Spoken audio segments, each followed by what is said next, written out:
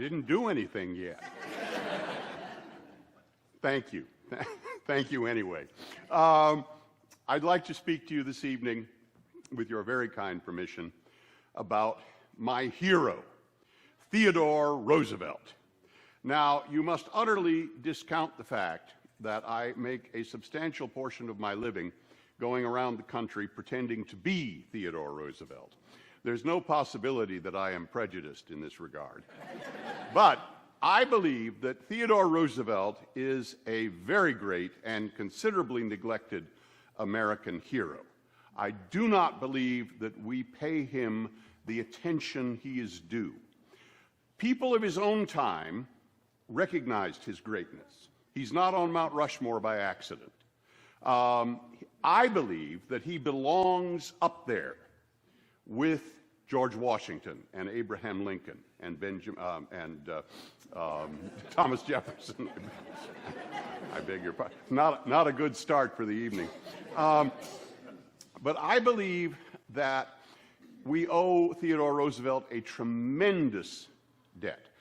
This is it in a nutshell. When he was very small, his father was a profoundly religious man who taught little Theodore that it was a sin, it was an affront to God for a man to be weak, but that it was even worse for a strong man to be a bully. And Theodore Roosevelt lived his entire life by that lesson. He loved power. He used power like no president before or since, not even Lincoln in wartime. But it was always with a sense of balance and responsibility. And I believe that he showed us 100 years ago today, 100 years ago, if we are able to learn the lesson today, what it means to be an American. And I believe that our debt to him in that regard is beyond calculation. But quite apart from that, I believe he was just one of the most interesting men who ever lived. And I believe the reason he was so interesting is because he was interested. Well, he said so himself. He said that he met a great many people that he did not like, but he never met a person that he did not think was interesting. He said he read a great many books that he did not like, but he never read a book that he did not think was interesting. Now, this was a remarkable statement coming from Theodore Roosevelt, because it is part of his legend that he read a book every day, sometimes two, and could quote from them accurately 20 years later. He read in 7 languages, including Portuguese. He began learning Portuguese when he was 55 years of age. He was going down to Brazil on an exploring mission, and some of his literary friends told him there were a lot of interesting young poets coming up in Brazil. And he said, oh, well, I must be able to meet them. I must meet them and be able to talk to them in their own language. So at the age of 55, to satisfy his literary curiosity, he began learning Portuguese. Just an absolutely, my favorite Theodore Roosevelt book story. When he was deputy sheriff in the Dakota Territory, in the early spring, a couple of guys stole a rowboat. Now, it was cold. It was below zero. A sane man would have just let them go. But Theodore Roosevelt saw his duty, he knew his duty, and he did his duty. He had a couple of ranch hands who worked for him while he was out there. The 3 of them built a raft. And they started out after the boat thieves, and they were tearing down the little Missouri River. It was late February. The spring freshets had begun. The river was running terribly, but they were still below zero at night. They were tearing down the river, competing with chunks of ice the size of refrigerators. And here's Theodore Roosevelt propped up in the back of this homemade raft, reading Anna Karenina. It's a true story. So I believe that he is a man worth knowing about. And I want to talk to you about him. I'd like to mention a few firsts associated with him before I begin. After all, he was president over 100 years ago. But before I do that, I must beg your indulgence, because I need to be very careful and get this thing on. That's exactly right. Because if I don't, I'm stuck with it. And perhaps more to the point, so are you. So, all right, I think I got it. Now, sometimes, because in the course of the evening, I do speak quite an awful lot. Sometimes this thing kind of gets loose and starts to flap around. If that should happen, I want you to know that it's extremely embarrassing to me if you point it out to me. But it is a whole lot more embarrassing if you don't. So I'll thank you to keep an eye on this thing for me. Now, first, associated with Theodore Roosevelt, remembering he was president 100 years ago, he was, oh, by the way, he was the youngest president we ever had, and the youngest ex-president. He was an elder statesman at the age of 49, and he was the first American to win the Nobel Prize. He won the prize in 1905 for settling almost single-handedly a war between Russia and Japan, which had killed over 1 million men. He was the first president to own an automobile. He was the first president to go up in an airplane or down in a submarine. And the submarine, the story of the submarine is very instructive because 100 years ago, submarines were extraordinarily dangerous. There was almost a 20% mortality rate in the submariner service, meaning that out of every 5 sailors that went down in the submarine, 1 didn't come up. I mean, it was that dangerous. And Roosevelt did not want any sailor in the United States Navy to think that he would require them to do something that he would not do. So he just took command of a submarine. He went down to the naval station at Hampton Roads in Virginia and said, "I'll take that one." And, well, he was president and rather a force of nature. Nobody dared say no to him. The submarine that he picked was quite fortuitously named the Plunger. And he actually piloted this thing, the submarine, around underwater and banged into a few things, too, but managed to bring it more or less safely to the surface. The airplane was in 1905. You will recall that the Wright brothers only flew in 1903. 2 years later, Theodore Roosevelt, President of the United States, went up in a contraption which can, I suppose, charitably be described as an airplane. It was this thing very similar to what the Wright brothers flew, a kind of large box kite with a motor on it. And he was supposed to tour the county in this thing. But the pilot was too scared. The pilot was so terrified that he brought him down after 1.5 minutes and refused to go back up again. And the reason was that Roosevelt, who was a fairly hefty fellow, insisted on leaning over the edge and waving to the crowd. With the very predictable result that the airplane went like this. Now, Theodore Roosevelt thought that was a lot of fun. I'll give you an idea of the man we're talking about here. One more thing very quickly before we commence. All of this reading and writing, which I've mentioned, which impresses me so much, was in spite of the fact that if he were alive today, he could not get a driving license. He was so nearsighted that without his spectacles, he was not able to recognize his own children 8 feet away. So I think it makes all that reading and writing just that much more extraordinary. Now, at another county fair, this one also in Ohio, in the year 1910, after he'd been a year out of the presidency, Theodore Roosevelt made a speech. And among other things, he said, "My friends,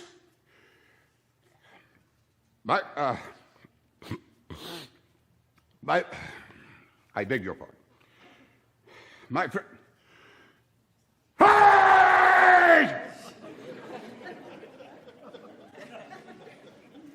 My friends, I beg of you, do not invest in me too great an expectation. There are very few things more tedious than an ex-president with a head cold. And worse than that, far worse, I fear, I have now come to that point in life where, whenever I go in public, I am expected to make a speech. Therefore, we are all condemned. I to make the speech, and you to hear it.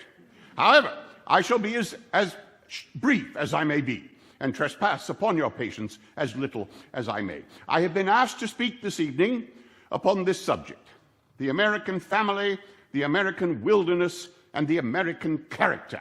And nothing would give me greater pleasure. Now, if I am to speak of the American family, I hope that you will allow me to begin by reading aloud for you from the words of one of America's greatest and wisest statesmen. All the powers of all the nations of all the earth are as dust in the windy street, unless they have back of them the strong and tender virtues of the family, of the love of the one man for the one woman, and the fearless and joyful acceptance of the responsibility for the children who are theirs. My friends, I believe in these words. I believe in them with all my heart. That is why I wrote them. Now, if you do not mind, you may note a certain tendency toward egotism in me. I do not deny it.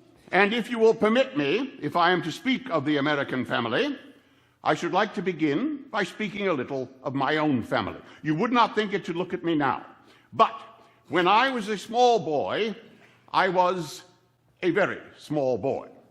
I was weak and sickly. I was underweight, undersized, sickly, spindly, and weak. Indeed,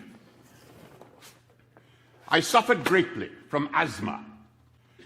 I would have terrible attacks, and my earliest memory in life is of my father holding me in his arms when I was a very, very small person and walking back and forth, all night long sometimes, to give me comfort.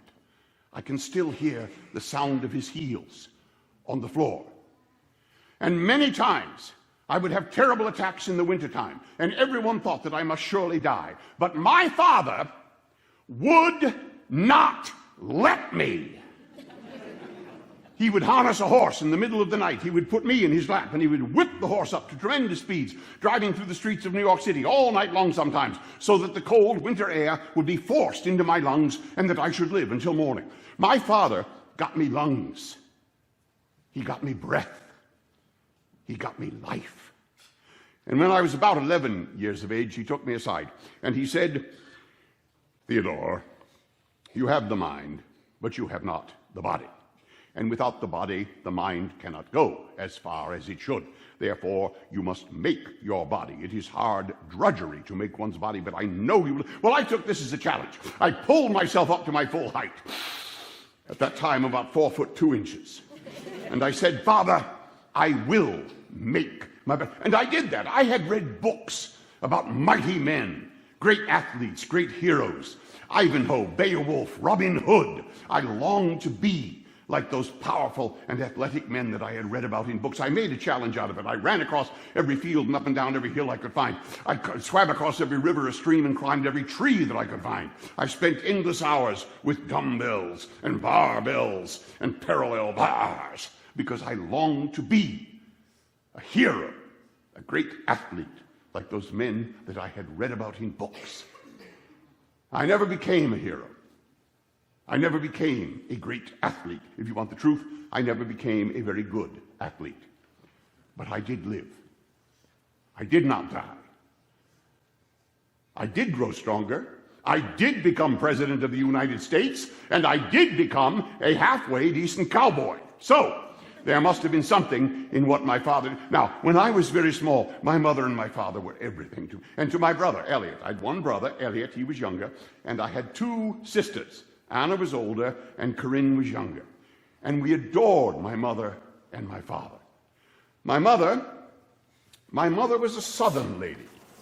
She had come from Georgia to what was for her a very cold and alien climate, New York City, to marry my father. They were deeply in love.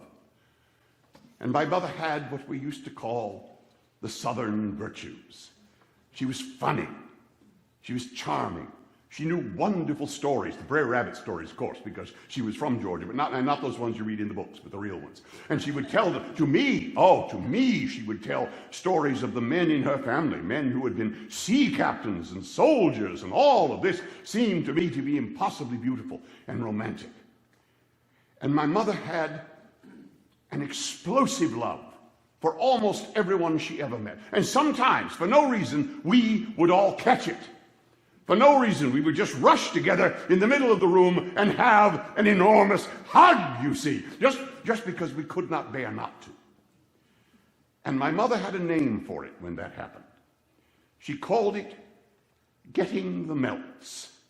She would say, oh, now we are going to get the melts. And we did get the melts, often. And those were her legacies to me. Love and imagination.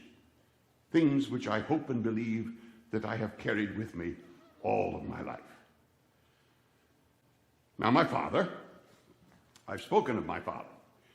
My father, also called Theodore Roosevelt, was the best man I ever knew, and the happiest. We children adored him, even though he was a rather strict man. He had many rules. But we had every morning, we would rush downstairs to be the one allowed to sit in a favored little spot that we children called the cubby hole. This was the space in between my father and the arm of the couch when he would come down in the morning and read out the morning prayer. He would always dress. He would put on his necktie and his jacket, come downstairs, open the family Bible, and read out the morning verse. And we children would fight quite fiercely to be the one allowed to sit in that little spot. And that spot, the cubby hole, seemed to us children to be the most favored spot on earth. Now, my father had what he called a troublesome conscience. I beg your pardon. You see, he was born rich. We always had everything that we could possibly desire. But my father taught me early and often that those of us who are born rich, or who are born strong, or who are born lucky, have got an obligation to do what we can for those who, through no fault of their own, have not been so lucky. Now, my father wanted to found a hospital. This was because of my sister, Anna, my older sister. Anna was born with a very severe and, at that time, incurable curvature in her upper spine. And all of her life, she was unable to walk or even stand properly without the aid of a very heavy and very painful metal brace, which we had to go upstairs and strap onto her every morning. Now, I may say that this brace provided her with what we other children regarded as a most unfair advantage in the competition for the cubby hole. Because, as you may have divined, once she had the thing on, she was quite able-bodied, and she was able to whack the rest of us aside. We thought this dreadfully unfair. But that is the only advantage which this condition conferred upon her. It was an affliction with which she dealt very courageously all of her life. So my father wanted to found a hospital, an orthopedic hospital, where children with this kind of difficulty could find help. But he was not so wealthy as all that. He was not so rich that he could simply write out a check and say, build me a hospital. So I will tell you what he did. And I tell you this because of what I learned from it. He had a party. He was a popular man. We knew a great many wealthy people. We knew the Astors, thank you very much. And they all came. It was quite splendid to see them arriving in beautiful carriages with wonderfully matched sets of horses, the gentlemen in tuxedos, the ladies in gowns and jewelry, and there was music and dancing. Everyone was having a splendid opportunity. And then it came time for dinner. And I do not know if perhaps you've seen in old-fashioned houses the sort of sliding doors that they used to have between every... Well, we had those in the house that I grew up in New York City. And when it came time for dinner, my father slid open the dining room door, and there was a wonderful table, rosewood table, all filled with good things to eat. But seated on the floor, between my father's wealthy friends and this wonderful table, there were revealed about a dozen crippled children, dreadfully crippled. the results of disease and terrible accidents. My father's friends, they saw this. They did not understand. One lady became hysterical. She thought that this is so dreadful. She lost the ability to make words. She could only make sounds. And they were all shouting. But my father was a man who knew how to get people's attention. And he simply held up his hand. And he said, "My friends, I have done this in this way in order to make an impression upon you. For I now wish to ask you for money to help these children. They are innocent. They have harmed no one. They have committed no crime, and yet they suffer. It is our Christian duty to..." Well, what could they do? They gave money. That's what they did. And with that money, and a great deal of his own money, my father was able to become a founder of the New York City Children's Orthopedic Hospital, which is still in operation today. And what I learned from that is this: if you can show people what their action means, that is when you get action. It's all very well to talk to people about virtue in the abstract. In this case, of course, the virtue of generosity. But if you can show people what their generosity is going to mean, that is when you get action. It has always been that way with my father. I've been able to hear when I was president, and I had a terribly difficult decision to make, and did not know what to do. I had only to think, what would my father do? And I can hear his voice, just as I can hear the sound of his heels on the floor. He taught me, I believe, all the really great lessons of life before I was 10 years of age. And the greatest of all of these is this: there is not one among us who does not at some time need a hand to be reached out to him. And therefore, shame on us, shame indeed, if we are not willing to reach out our hand to our brother in his hour of need. He was the best man I ever knew. And he died, as men must. But he died very suddenly and unexpectedly when I was 17 years of age. I was a student at Harvard University at the time. I received a telegram. They told me that he was ill. I rushed home. I got on the train, and when I saw him, I did not believe it. He met me at the train station. I could see him standing on the platform, tall, strong, mighty. And in 3 days, he was dead of stomach cancer.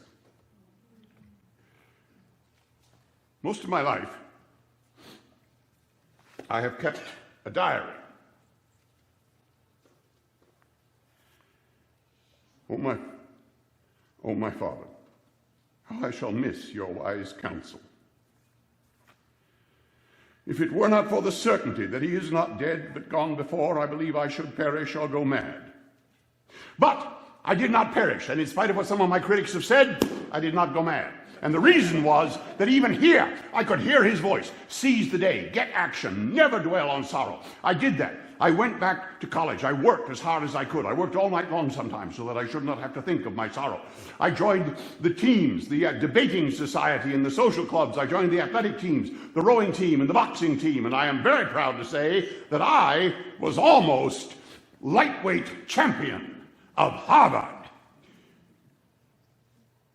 Almost. There was one very skinny little fellow who could hit harder and faster than I could. I don't remember, well, it doesn't matter what his name was because he never came to anything in life. But I went on from there.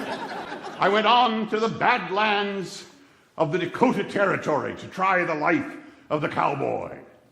The Badlands. Have any of you been there? Have you? My dear, what did you think of it? I loved it. You loved it. I did too. Wonderful. It was, would you agree with me that it was beautiful without being pretty? Grimly beautiful. I used to say that it looked like Edgar Allan Poe sounds. Wonderful, wonderful grim beauty, the strange and bizarre shapes carved out of the bluffs and the canyons by the winds over thousands of years, casting those wonderful shadows at sundown. Grisly, grim, but terribly, terribly beautiful. Here, I brought with me some photographic proof of my career. here I am, in all of my cowboy splendor, with my horse and my hat and my chaperos and my pistols and my lariat, and I don't know if you can see them from where you are seated, my spectacles. It was because of my spectacles that I was obliged to endure all of the usual nicknames with which I'm sure you are familiar. Four Eyes, Storm Windows, etc., etc. Yes, there we are. My friend here agrees entirely. Yes, although I must tell you, my friends, that my real nickname in the Dakota Territory came about in an entirely different way. One day, we were chasing some cattle. It was the springtime. We were bringing in the yearlings for branding. We had corralled them all, and they suddenly spooked. They burst loose out of the corral and went racing away. And my two men, the two men who worked for me, got on their horses to go after them, but they were going rather slowly. And I felt terrified that I saw all of my profits, you see, disappearing over the crest of the hill. So I stood up. I was on horseback myself at the time, and I stood up and I yelled to my men as loudly as I could yell, "You men! Hasten forward quickly there!" Yes, that was their reaction.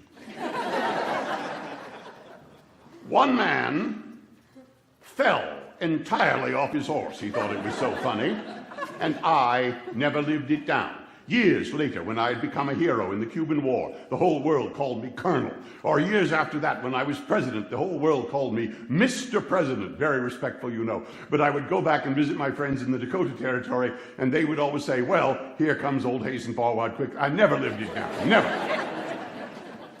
But I learned things there. I learned things about the American character and about my own character. I came back to New York City, and I went into politics. Now, when I decided to go into politics, my wealthy and cultured friends were appalled. They thought that politics was low and vulgar, the domain of ward heelers, muckers, streetcar conductors, and vulgar persons of that kind. I said that merely showed that my wealthy friends did not want to be members of the governing class, and I did want to be a member of the governing class. So I joined the Republican. Now, at that time and place, a young gentleman of my background and breeding could join only the Republican Party. This I accordingly did. I went down to the local Republican hall, I paid my dollar, and I was a Republican. And promptly ignored. They thought the best part of me was my dollar, at least so they thought. And they had that and didn't want the rest of me. But I didn't let them get away with that. I was persistent. I worked at the most menial jobs available, and I worked and I worked and I worked until they made a mistake. In the year 1880, they had an election for the state assembly which they believed they could not possibly win. However, they of course had to run somebody. So they required, in other words, the services of a sacrificial lamb. And they thought I would do admirably in that capacity. But they made a mistake. They put me under the wing of a wonderful man, Joe Murray. Joe was a wonderful, bluff old Irishman. He had served honorably in the Civil War. He was a wonderful man, a wonderful politician, and only slightly crooked. No. Do not laugh, I beg of you. At that time and place, that was a very considerable recommendation, let me tell you. Joe began to teach me politics.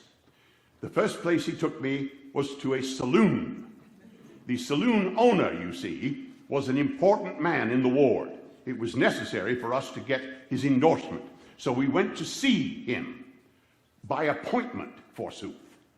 We went in, there he was, biggest man, a giant, huge white apron, vast handlebar mustache. When you shook hands with this man, your hand just disappeared altogether. It was like shaking hands with the flipper of a seal. This colossus was named Hyacinth Valentine.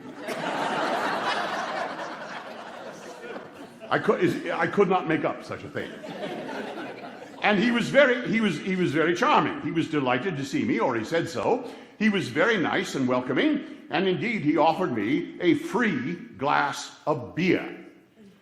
I declared that I did not consume alcoholic beverages. And I saw that he was looking at me in a somewhat less friendly way. I saw that I'd made a mistake. I made my next mistake a moment later in the matter of the excise tax. He said that if I were elected, he hoped I would do something about the tremendous amount of tax that he had to pay to run his establishment. I said, well, how much do you pay? He said $200. I said, that's not nearly enough. You ought to be paying twice that. Whereupon, I felt the iron grip of old man Murray on my arm. He hauled me out into the street and on the spot devised a new campaign strategy. He would conduct the election if I would go home and solicit campaign contributions from my father's wealthy friends. I did this and we won. And I spent the first of 3 terms in the New York State Assembly, eventually rising to minority leader. And there I began to learn politics. I went on from there. I became United States Civil Service Commissioner. I became Undersecretary of the Navy. And I became Police Commissioner of New York City. Now, I have brought with me more documentary proof. This one I show you, however, only upon the condition that you promise not to laugh. Oh, never mind.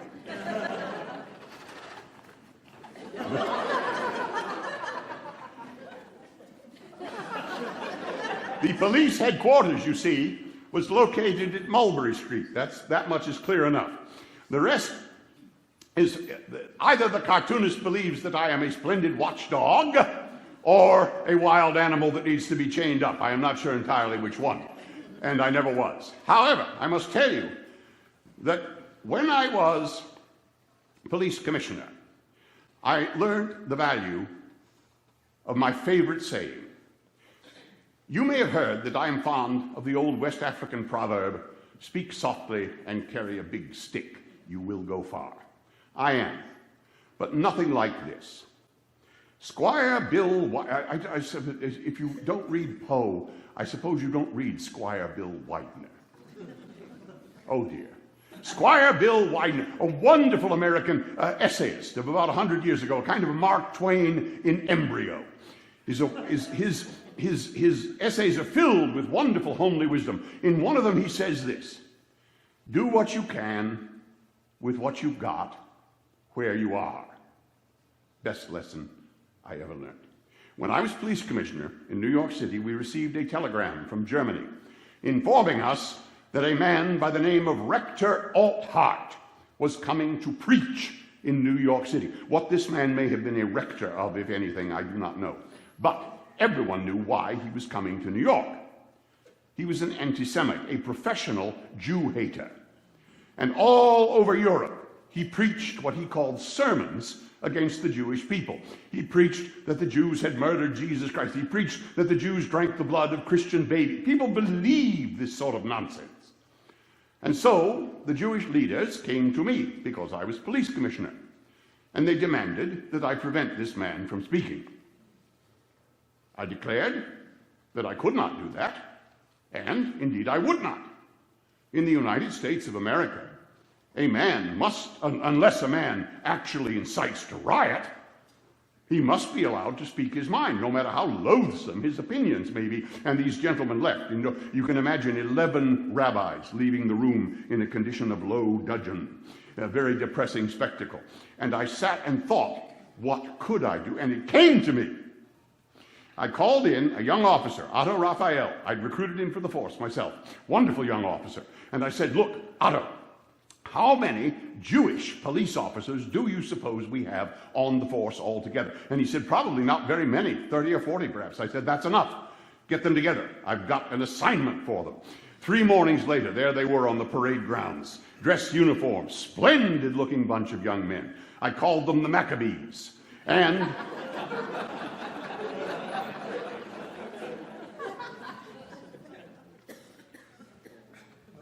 my friends, I cannot tell you what a delight it is to speak to a bunch of people who have read their Bible. It is quite wonderful. I thank you for that. Yes, I called these young men the Maccabees after Judah Maccabee, the great Jewish warrior who threw the remnants of Alexander the Great's empire out of Palestine in 154 BC, for those of you who haven't read your Bible. And I gave them, these young men, their assignment. I made them bodyguard to this man Alcott when he was to arrive in New York City. And I did one other thing. I wrote letters to the newspapers. At that time, there were 11 daily newspapers in New York City. I wrote them all letters explaining what I had done, and within 3 days there was an article in every single newspaper in New York City about how this loathsome and disgusting man was going to be allowed to preach his poisonous evangel against the Jewish people, and he would be allowed to do so in perfect safety because he would be bodyguarded by a special detachment of 40 of New York City's finest police officers, handpicked by the commissioner himself, and every one of them a Jew. And he quickly became a laughingstock and went back where he came from. You do what you can with what you've got where you are. Best lesson I ever learned. Now, it may, however, come as a surprise, and perhaps a distressing surprise to you, that I was criticized for this. It was said of me that I had no legal right to form such a detachment for such a purpose. And it was said of me further that I was an arrogant and mean-spirited person who had a dislike of being criticized. That is an abominable lie! I am always willing to receive criticism, providing only that it is delivered in a spirit of construction. Here we are.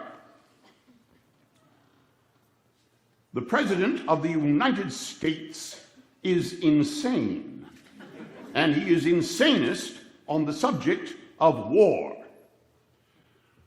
Samuel Longhorn Clemens, awfully good writer, but he doesn't know a nickel's worth about international politics. Oh yes, here we are. He is the quintessence of unexampled noise. Henry James. It is a personal embarrassment to me that man was once an American. He says that he enjoys speaking softly and carrying a big stick. This is a remarkable sentiment coming from the man who is always the loudest man in the room. William Jennings Bryan. The man is a professional yodeler, a human trombone. I grant you he is a great man, but bless you, he has no more interest in the Constitution than a tomcat has for a marriage license. Uncle Joe Cannon, Speaker of the United States House of Representatives, crookedest man who ever lived. Oh, yes. But let me tell you, you may have noticed that I am sufficiently egotistical that I do not mind quoting myself. Here's one for you. It is not the critic who counts, not the man who points out where the strong man stumbled or where the doer of deeds might have done them better. The credit belongs to the man who is actually in the arena, his face smeared with dust and sweat and blood, who comes short, who tries and comes short, and tries and comes short again, for there is no trying without shortcoming, but who knows the great enthusiasms and who spends himself in a worthy cause, so that he may never be with those cold and timid souls who know neither victory nor defeat. That enough preaching for you? It was said, this fellow,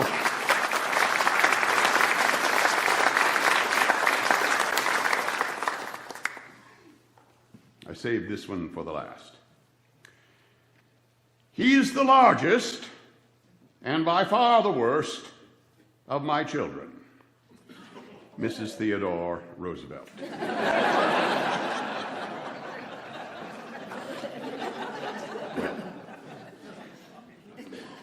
Mrs. Theodore Roosevelt. For some reason which escapes me entirely, Edith is not fond of this photograph. I do not know why. I call it the goddess picture. But Mrs. Theodore Roosevelt is, I must say, a great deal nearer to my idea of perfection than I am myself, which she frequently finds occasion to remind me of. Another thing that Edith frequently finds occasion to remind me of is my rather lukewarm support in my political career of women's suffrage, and I wish to say a word or two about that. I admit it. I was a supporter, but I will admit a lukewarm supporter of women's suffrage until I made the acquaintance of women of real and powerful character. Women, if I may appropriate Mark Twain's famous remark about Joan of Arc and Martin Luther, women with souls of asbestos, women who are able to walk through the fires without being scorched, women like Jane Addams and Helen Cady Stanton. And then I began to agree more and more with Alexis de Tocqueville, who said all those years ago that the most remarkable thing about America was the quality of her women. I began at the outset this evening by saying that the strength of a nation is based upon the bedrock of the family, and the woman is the bedrock of the family. I believe that the birth pangs have made all men the debtors of all women, and that man has fallen very low indeed who does not recognize something sacred in the names of wife and mother. I believe that no man, not even the soldier who has done his duty in battle, stands on quite the same level as the woman, the wife, and the mother who has done her duty for her family. And by the way, I have mighty little use for the man who is always declaiming in favor of an 8-hour workday for himself but does not mind a 16-hour workday for his wife. So there, how's that for preaching?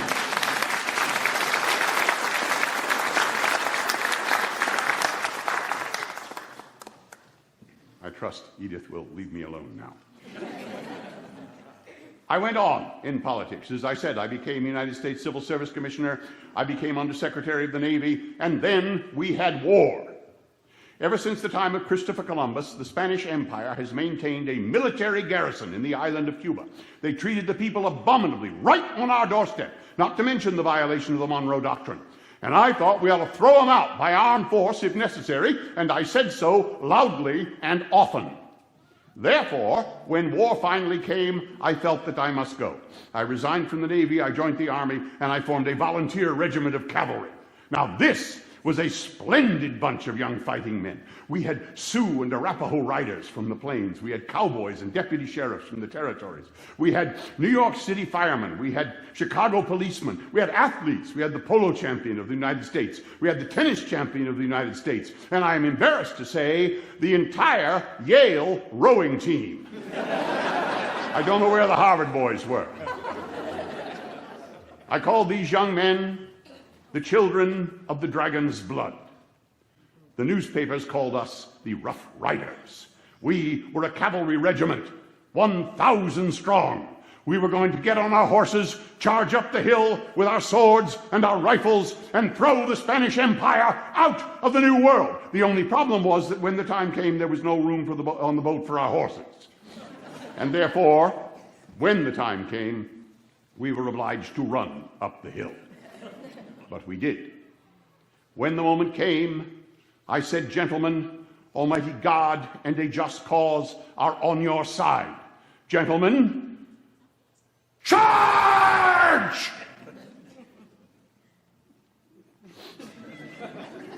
I'm very proud of that. I sprang upon my horse, and thus began my crowded hour. Many people think I coined that phrase. I did not. It is from a wonderful poem by a British poet called Maudlin. Sound, sound the clarion, fill the fife, to all the sensuous world proclaim, one glorious hour of life is worth an age without a name. This is poetry. I love poetry. However, I am beginning to think that perhaps a brief rest might be in order. I begin to detect signs, occasional signs, of weariness. I see this more, the older I get, the more I see this. I do not understand it myself. I do not well understand this, as Hamlet said, because when I speak, I grow positively invigorated.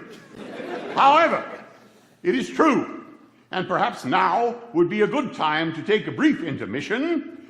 I believe a good rest would be in order for us all, and I do understand there are refreshments available should you be inclined.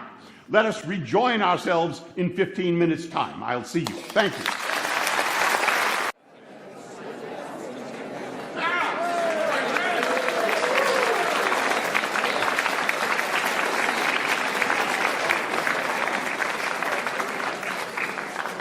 I trust, my friends, that you are now well refreshed and ready to pursue more vigorous, thought-provoking remarks from me. Never mind.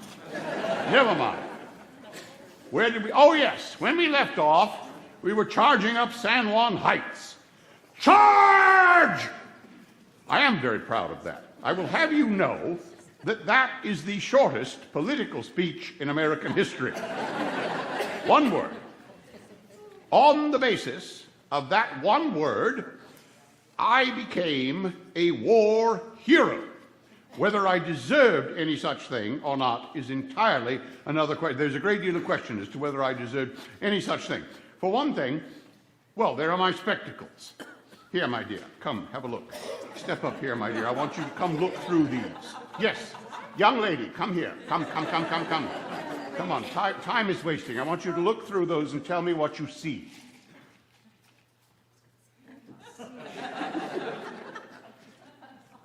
It's terrible, isn't it? Yes. Kind of foggy. Thank you very much. That, my dear, is what I see without them. And that is a very serious matter. There's no laughing about this, because in Cuba we were in deep jungle. I was terrified that I should break my spectacles or lose them, and consequently lose my soldiers and be court-martialed. So I had to carry 11 extra pair, in fact, in the rim of my hat, in the lining of my coat, and the tops of my boots. I was terrified that I should lose them. And then, of course, there was the matter of my sword. Actually, the proper nomenclature is saber for a cavalryman. Now, I was an officer, lieutenant colonel, thank you very much. I was therefore entitled to carry a sword. I thought it romantic to carry a sword, and I therefore carried a sword. I quickly discovered that the only thing that it was good for was to get caught between my feet and make me fall down, usually in front of the men. Now, therefore, I claim this much credit, however. Within one day, 24 hours, I lost it. And therefore, I did not have to admit what a fool I had been to bring the thing in the first place. I was very lucky in Cuba to be able to send and receive mail. My darling Alice, I was very glad to get your letter and to hear of all that you had done. I have had a very hard and dangerous month. I've enjoyed it too, in a way, but war is a grim and fearful thing. It is strange to see Nicanor lie dead in his harness when Nicanor and you have that morning spoken together with eager longing of glory and honor to be won or lost, and of the loved ones who will be thrilled or struck down according as the event of the day goes. Worse still is the awful agony of the field hospital where the wounded lay day and night in the mud, drenched with rain and scorched with the terrible sun, while the sky overhead is darkened by the whirling vultures. And the stream of staring fugitives, the poor emaciated women and little tots of children, some like Archie and Quentin. One poor little mite still carried a canary in a little cage. My men are fierce and terrible in battle, and they are not well fed, but they gave half they had to the poor women and children. I suppose a good many of them thought, as I did, of their own wives or sisters or little ones.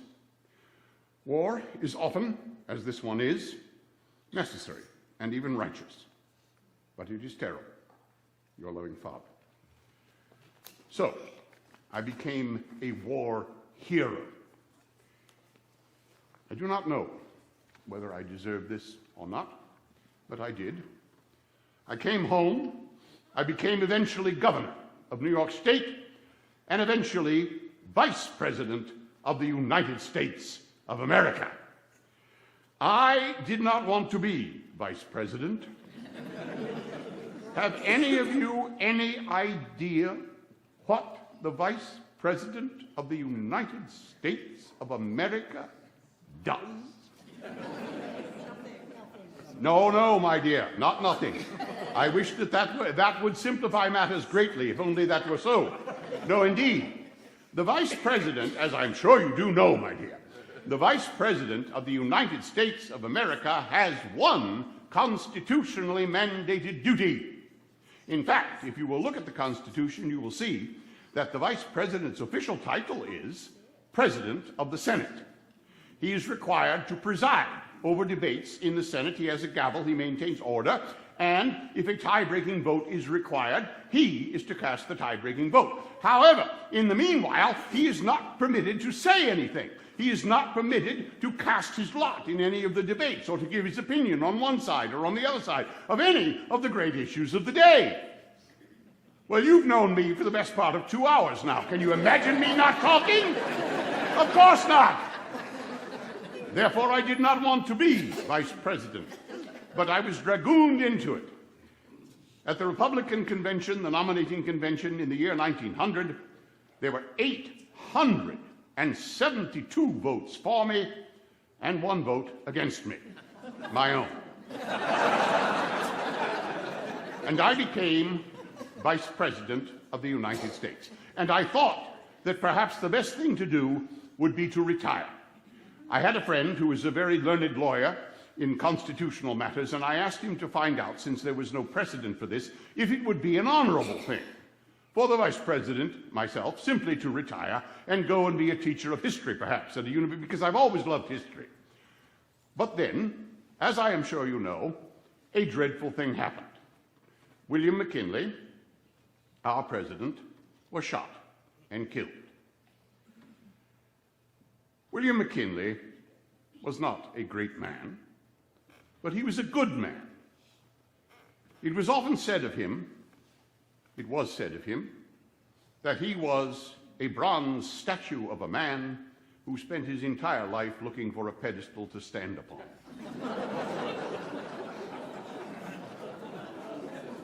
Indeed, I said that. I was a young man at the time, and at the time I said it, I thought it funny. I do not think it in the least so now. This was a dreadful way for me to become president, because William McKinley was indeed a good man, and he went to Washington to do one thing, to do that which he had been voted in to do. And he was shot and killed by a cowardly lunatic. It's a dreadful way for me to become. But even here, I could hear my father's voice. Seize the day. Get action. Never dwell on sorrow. I did that. It would have been worse to be morbid about it. I threw myself into my work as hard as I possibly could, just as I had done when I was at college all those years before. And I am proud of what I did when I was president. The Pure Food and Drug Act.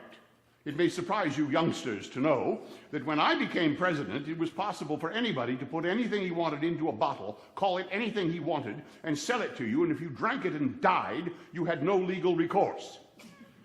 There were nostrums of all kinds available on every street corner, which promised to cure every ill known to man by their special magic ingredient. That ingredient was, as often as not, sawdust, or, in even more pernicious cases, codeine or cocaine. People died of overdoses.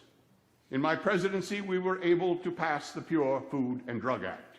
Those things were no longer possible, or at least no longer legal. We started work on the Panama Canal. I am delighted about that. Child labor laws. There was a famous law case in New York City in the year 1880, in which a very wealthy woman took into her house a very poor orphan girl of 11 years of age. She treated the child abominably. She overworked the child till the child fainted from inanition, threw cold water on her and made her work more. She beat the child. This became a scandal in the neighborhood. And two young lawyers, for no money, but only out of a sense of common decency, took the old woman to court. They went before a municipal judge in New York City and petitioned that this young child be declared an animal. Why? Because if the child were an animal, there were laws to protect her. The humane laws in New York City would not allow a dog or a horse to be treated in this fashion. However, there were no such laws to protect that little girl. I am very proud to say that when I was done being president, there were such laws. Let me speak of one other thing. When I was president, I was able to set aside over 230 million acres of public land for public use. This means you, my friends, and this is important. I must speak to you of this, however briefly, and I suppose that now is as good a time as any to speak of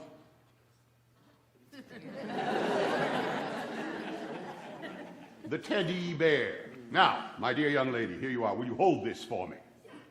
I shall want it back. In the year 1902, I went on a bear hunt. It was my intention to shoot a bear. It was my intention to shoot several bears, if I possibly could, but I could not find one. I was in Mississippi, outside a wonderful little village called Onward, Mississippi, a wonderful little town. But I could not find a bear. It was cold. It was raining. We rode uphill and downhill and uphill and downhill for 3 days, and the dogs never even got scent of a bear. So my guide, in an effort to please me, managed to catch in a trap a very old and very sickly female bear. This poor creature was obviously dying and obviously in great pain, and he chained her to a tree so that I could shoot a bear. I was so outraged at this that I swore. I could not imagine looking my children in the face if we had with us a cartoonist, a man by the name of Cliff Berryman, and he drew, to commemorate this event, he drew this cartoon. Now, you will permit me to say that he's made the figure perhaps a trifle stout, but awfully noble, you see, refusing to shoot. And see what else he's done. In the picture, he's made it a cub, a cute little baby bear. In real life, it was a very old sow. But I suppose that is poetic license. In any event, this cartoon appeared in many newspapers, and when I got back to Washington, D.C., I discovered a letter was waiting for me. A man in New York City, whose name was Morris Mitcom, had written me a letter. He said that he had seen this cartoon, and he wanted to know, he told me that he was a maker of toys for children, and he wanted to know, would it be all right with me if he would make a bear, a toy for children, and name it after me? Well, I did not understand. I thought he meant he would call the thing Roosevelt, you see. But I wrote him a letter. I said that I thought that I did not believe my name was going to do him any good in the bear business, but that if he wished to do so. Now, my dear, you may bring that back up if you like. Thank you very much. Thank you. You've been wonderful fun. Now, the next thing I knew, these things were everywhere. It was worse than hasten forward quickly. That I never lived it down. Never. But I am glad of it, in a way, because, one moment, please. Yeah. Sit. Good bear. This gives me an excuse to speak to you of a matter which is of very serious and grave importance, and that is this. the conservation of our great natural resources. We have in this country two things, two phenomena that set us apart from other nations on earth. The first of these things, my friends, is you. I've been all over the world. I can tell you that the American people are like no other people on earth. You may be justly proud to call yourselves Americans. And the other great blessing which has been bestowed upon us, not earned, but given, is the vast abundance of natural resources with which we are blessed everywhere we turn. The iron, the coal, the oil, the timber, the water power. These things will make this nation the most powerful nation on earth and the greatest force for good that the world has ever seen. But more than that, far, far more than that, the great beauties of nature in this country, the rivers and the streams and the mountains and the hills and the valleys, these things are more valuable than diamonds or gold. I mean that. You cannot eat diamonds or gold. But the great fertile plains of this nation can feed the world if it comes to that, and it may come to that. And however much diamonds or gold may excite our desire to possess them, they cannot enlarge our ideas or elevate our ideals the way the great wonders of this country can. My friend over here and I discussed earlier the grim beauty of the Badlands. Have any of you been to the sequoia forests in California? Yes. Or the redwood forests farther north. Trees 300 feet high, 3,000 years old. Those trees were old when Julius Caesar walked on earth. I camped out among those trees with John Muir, the great naturalist. We lay in our sleeping bags and gazed up at the winter stars through the canopy of those trees, and I can tell you that no cathedral ever conceived in the passion of the Middle Ages is as great and as grand a testament to God's grace as those mighty trees. And all of those great wonders belong to you. They do not belong to any government. They do not belong to any corporation. They do not belong to any millionaire. They belong to you. But they belong to you in stewardship, not in ownership. It means you've got to take care, well, we have got to take care of them and pass them on in better shape when the time comes than we have them now. And that is a battle we are losing. And if I may say so, ladies and gentlemen, you are looking at a man who does not like to lose a battle. I will give you two examples. When I was president, a group of wealthy men came to the White House, and they requested my assistance. They had a plan. They had a plan, you see, to improve the Grand Canyon. I am not making that up.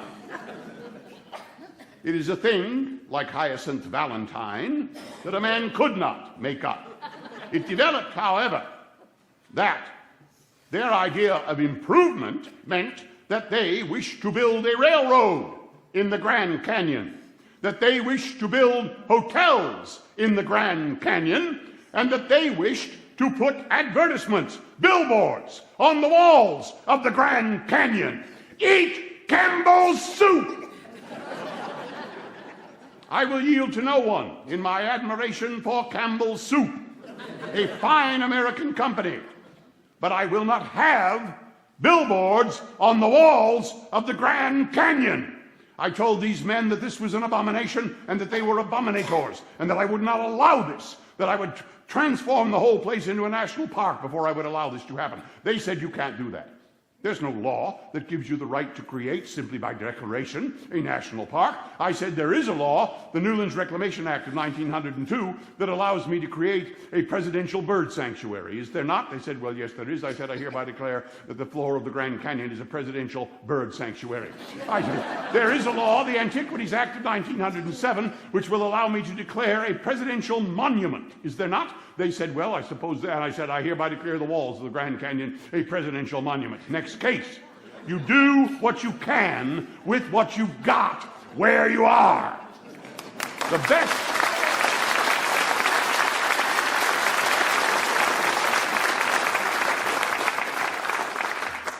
But for that little bit of legal legerdemain, there would now be billboards on the walls of the Grand Canyon. Now here is a more homely example, this drawn from my own experience. In the year 1902, same year as the cartoon, you see, I took a walk around the grounds of my estate on Long Island. And I wrote down, I beg your pardon, I wrote down the name of every species of bird that I saw in one day, 24 hours. I saw a little green heron and a night heron. I saw a red-tailed hawk and a yellow-billed cuckoo, a kingfisher, a flicker, a hummingbird, a swift, a meadowlark, a red-winged blackbird, a sharp-tailed finch, a song sparrow, a chipping sparrow, and a bush sparrow. I saw a purple finch and a Baltimore oriole, a cowbunting, a robin, a wood thrush, a thrasher, a catbird, a scarlet tanager, a red-eyed vireo, a yellow warbler, a black-throated green warbler. I saw a kingbird, a wood pewee, a crow, a blue jay, a cedar bird, a Maryland yellow-throated chickadee, a black and white creeper, a barn swallow, a white-breasted swallow, an ovenbird, a thistle-finch, a vesper-finch, an indigo bunting, a towhee, a grasshopper, sparrow, and a screech owl. 42. But alas, my friends, if you go there today, you will not see all of these birds. Some of these are now extinct, like the passenger pigeon. When the first European explorers came to this continent, they described a bird, the bird we now call the passenger pigeon, in such numbers that when they flocked, the sun was blotted out. There is not one left. Not one. So I hope you will permit me to presume upon the privilege of my age, and in the 1 minute that I have left to speak to you, preach to you just a little about the future. For my friends, I am gone. My entire generation is gone. If you wish to meet me, you must read a history book. And you, my friends, you are the generation of the here and the now. But there is the future, your children, and their children, and their children, and theirs. Therefore, go to your children and tell them this for me. Love life, do your duty. God bless you.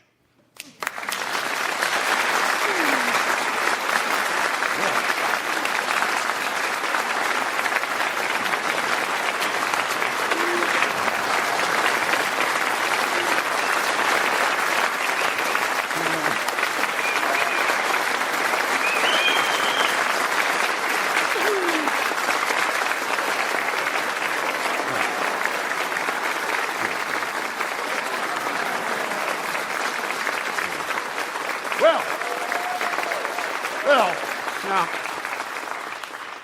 come on now, don't turn into a mob. Because here's the best part of the whole thing right here. Ow. Whoa. Now, thank you so much. I spend an awful lot of my time going around to junior high schools and doing school assembly programs and that sort of thing. And it is such a joy for me every once in a while to have an opportunity to speak to people my own age. It really is wonderful. And this is not a school assembly program, and there is no test to follow. But yeah. Yes, this is going to get that'll get the biggest round of applause of anything in the evening. However, I do hate to inform you of this, but this is an educational experience. And if you have any, I don't want anybody to stay who doesn't want to. But if you have questions, I will certainly try to answer. Yes? Could you tell me a little bit about your incident in Milwaukee? Could I tell you about the incident in Milwaukee? I assume you are referring to the assassination attempt on Theodore Roosevelt. Yes. In the year 1912, he was running for the Progressive Party as the presidential candidate for the Progressive Party. He was on his way to give a speech in Milwaukee, and a guy just walked right up to him and shot him right in the chest. He had in his coat pocket his speech, 20 pages or so, folded over a couple of times, and he had his steel case that he kept his spectacles in, so it deflected the bullet. But his aides were hysterical and tried to rush him to the hospital. However, he refused to go, and he treated them to a lecture on kill shots. He said he would not be shut up. He said, look, I am a hunter. I know all about this. Now you will observe that I am speaking to you. This means I am not dead. This in its turn means that he did not get me in the heart. You will observe that I am not coughing blood. This means he did not get me in the lung. Therefore, this is nothing but a flesh wound, and I'm not going to postpone my speech for this. He went on and he gave his speech for an hour and a half. He did. I mean, it's 90 minutes. And then allowed himself to be taken to the hospital. Now, various pundits, among them David McCullough, whom I've had a chance to talk to about this, his opinion about that is that at that point, Roosevelt wanted to die. That this was, I mean, if you're Theodore Roosevelt, that's a good way to go out, you know, on your feet, going out with your boots on, facing down the enemy bravely and all that kind of thing. I don't believe that for a minute. I just think he was having a hell of a good time. During the course of his speech, somebody yelled out to him that he must go to the hospital. And he said, no, don't waste any pity on me. I have had an A1 time in life, and I am having it now. And I think he meant that. I think that he was just having a whale of a good time. You know, this was an adventure, and he was having a terrific time. Anybody else? Yes, sir. What was your relationship like with your cousin, Franklin? What was his relationship like with his cousin, Franklin? He liked Franklin. When Franklin married Eleanor was the daughter of Theodore's brother Eliot. And she was his favorite niece. He really loved her to pieces. And they were married, Franklin and Eleanor were married in the White House. And Theodore gave away the bride and said to Franklin, there's nothing like keeping the name in the family. He did. And he liked Franklin, I think, but I think he regarded, from what we know about the relationship, he regarded Franklin as kind of a lightweight. You know, smart and everything, but not really. Of course, Franklin at that time was, 28 years old, so it's hard to tell. They had a friendly, but not, I mean, they didn't know each other really very well. They were friendly enough. Sir? Could you give us a little overview of the Brazilian expedition? Oh, the Brazilian expedition. In the year 1915, was it? He went to Brazil on an exploring. This is after he's out of the White House. He retired from the presidency. Incidentally, he retired from the presidency. At that time, there was no restriction on third terms. He could easily have had a third term, and he was the most popular president we ever had. He would have been reelected in a landslide. But he, on election night, when he won in 1904, he made an announcement that he would respect the wise tradition established by George Washington and would not run under any circumstances for another term. It was the only time Edith, the goddess, well, she's gone, isn't she? It was the only time Edith was ever heard to swear. He had not consulted her about this, apparently. And she kind of knew what life with Theodore was going to be like after he was no longer president. But one of the things that he did, the first thing he did was went off to Africa to hunt big game for a year. But another thing that he did a couple of years later was to go on an exploring mission in Brazil. And he was going to do just a sort of routine exploring mission. But then somebody said, while he was down there, somebody made the mistake of saying, hey, you know, there's this river here called the Rio da Dúvida, the River of Doubt.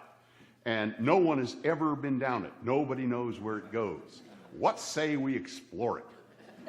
That was the wrong thing to say to Theodore Roosevelt, because he instantly said, let's do it. And they went off in this exploring mission, which very nearly killed him.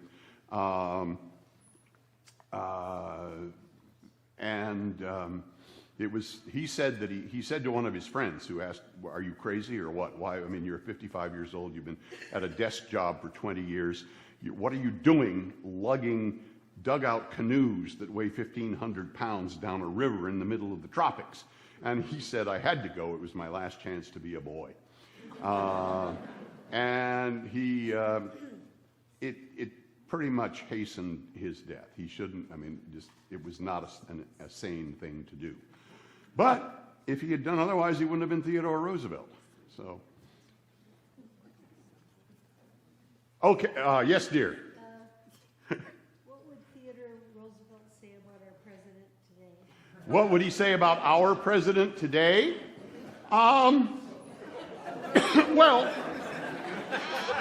let me,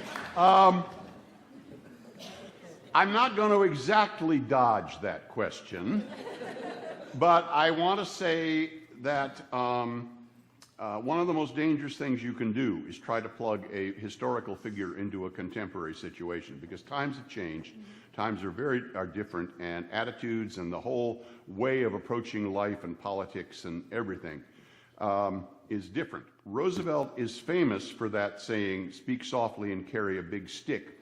And he used the big stick all right, no question about that. But keep in mind, the speak softly part comes first. And I'll give you an example of how he did diplomacy. In 1904, there was an episode in Venezuela where the Germans wanted to take over Venezuela.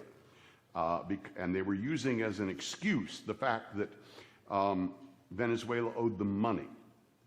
And Roosevelt eventually wound up sending battleships down to Venezuela and collecting the tax at the port and paying the Germans off. But the way he handled the Germans is instructive. He didn't bluster, he didn't shoot at them, he didn't drop bombs on them. He went to a party with the German ambassador, who was a retired admiral.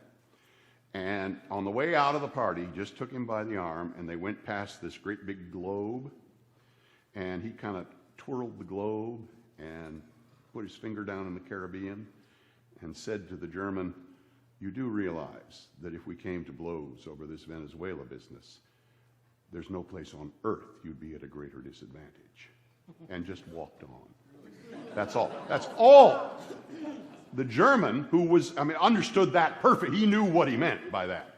No question about that. But Theodore Roosevelt sent the Marines to Venezuela. He sent the Marines to Nicaragua. He sent the Marines to Panama. He sent the Marines to Santo Domingo. He sent the Marines to Morocco. And they never fired a shot. So it's very, this is an elaborate way of kind of, but not completely answering your question. I don't know. Now, however, I will say this about presidents. Let's end on this. I think that Theodore Roosevelt would be a better president than any we've had in quite some time, in spite of the rather considerable handicap of being dead. So I'll leave you with that. Thank you very much.